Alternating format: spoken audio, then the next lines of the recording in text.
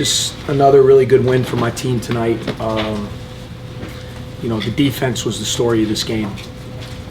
We have such great respect for, Indiana is one of the best offensive teams. And I know, we're a little fortunate. A kid like Blackman's not playing, OG's not playing. So, certainly that's a big factor. So you're a little bit fortunate that those guys are not out there. But even still, the guys they do have are good. They're good players. And, Tom does a great job coaching offense. They cut really hard. They keep you spaced. They put you in different positions. And, I just thought our team defense was really good tonight.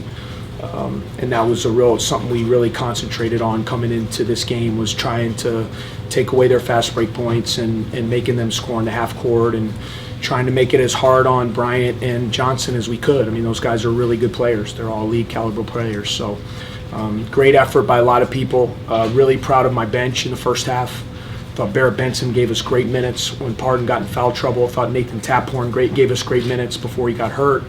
I thought those two guys in particular, and just really proud of McIntosh. I thought he controlled the game. They were rotating guys on him all night, putting different athletes. They're picking him up full court. They're trying to get into his legs. They're trying to wear him down.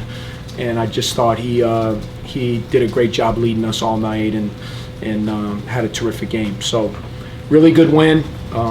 It's always big in the conference to win at home, take care of your home court. And we'll have another opportunity now to get back on the road and play an outstanding Purdue team on Wednesday. So I'm open for questions.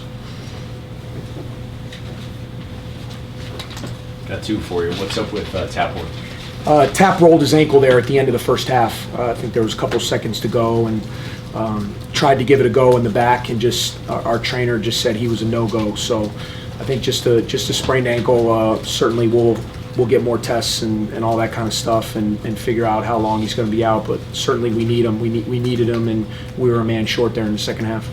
Big night for Bryant in contrast to last year in Bloomington. Was that on your guys' mind heading into this one? Well, you try not to put it. There's enough pressure on these guys, but there's no secret. He has a lot of pride. You guys, there's a lot of Indiana media in here, and Indiana is one of the best states for basketball in the country. I love Indiana basketball. The high school, the grassroots, what IU's done. You got Butler, Notre Dame, some of the schools in the Valley. Indiana's such a basketball-rich state, and Bryant loves his state. So, he grew up watching all those teams. So you have an opportunity now in college to play those guys. Certainly it's going to mean a little bit more because you grew up rooting for those teams. So, we tried not to talk about it too much. I thought his emotions got the best of him last year in Assembly Hall, and he would probably admit as much. I thought he tried to do too much. He forced a lot, and I thought tonight he just played, and that's what I was proud of. So we tried not to make too much of it and just treat it like a regular game and against a really good team like Indiana is. Chris, what have been your biggest steps offensively as a team year to year? Defensively? Yeah. I just think we're a tough-minded team. In my first year, we couldn't score at all, so we had to play great defense. And then I thought the last 2 years, our youth, we got beat up a little bit. We had to figure out playing a lot of young guys. I think this year, having veteran guys that kind of understand our principles, we are a function of each other on both ends of the floor. We are not a one-man band. Look at it again tonight. Derek Pardon 2 nights ago goes for 19 and 22. He doesn't have a field goal tonight. Vic Law goes 2 for 12. Two of our better players that have carried us in other games, and other guys step up, and you find a way to win. So when it comes to the defense, we try to play team defense. We try to be tough-minded. We try to make teams take tough shots and then do the best we can to get on the boards. And we're not the biggest team. You got Sanjay and Pardon back there. That's 6'8", 6'6". I'm looking out there a lot, and Davis and Bryant are 2 7-footers, and but our guys battle, and they've really embraced that to be good. You got to play good defense, and it's what they've done. It's nothing I've done. It's a will to win by the guys, and a will to want to play defense. That the guys have made it a good defensive team.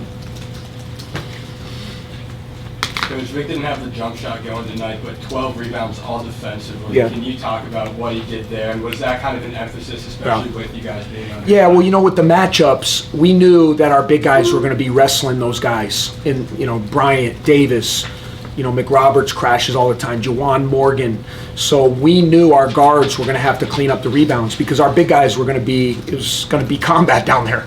And so Vic being on, Johnson's usually a guy who's getting back. So he was guarding Robert Johnson a lot. Vic was going to be a guy that really didn't have blockout responsibilities. So he was able to just go free. And, with his leaping ability, you guys saw he got a bunch of rebounds over the top, two-handed rebounds that were just really, really good. And I've always said that's one of Vic's best attributes is his ability to defensive rebound. And he was huge in that area tonight. And then Sanjay Lumpkin, both ends of the court, he had to defend Thomas Bryant at times, and then offensively, 15 points. What did you see out of him? And then, especially with Scotty kind of struggling early, how important was his production? No, Sanjay was awesome tonight. There are a lot of eyes on McIntosh, and rightfully so, but I thought Lumpkin was equally the star tonight. He made some big buckets for us, hit big shots when we needed to. His 4 out of 5 free throws when they were trying to make a run there, I thought were really big. You said he was either guarding the post guys at times or he was in a position where we wanted him to be the helper. So he's all over the place trying to double and get back and rebound. And, you guys know, Sanjay's a favorite of mine. I love his effort. I love what he brings. He's the heart and soul of our team, and I love watching that guy play because he gives everything he's got. Coach, what's it like playing at Welsh-Ryan Arena when you have? Yeah, it's pretty cool. It was awesome walking out and just right before the game and seeing all the purple and seeing the student section and seeing people excited, and it felt like big time college basketball.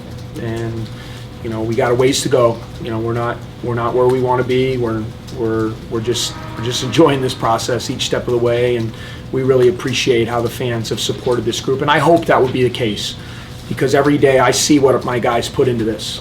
I see the investment they make, watching film, doing extra work, coming in here, getting shots, and you so want for the home crowd and the students and the people to rally around these guys and give them that energy that we needed. And these last couple home games, it's been a great home court advantage, and I think a big reason why we won.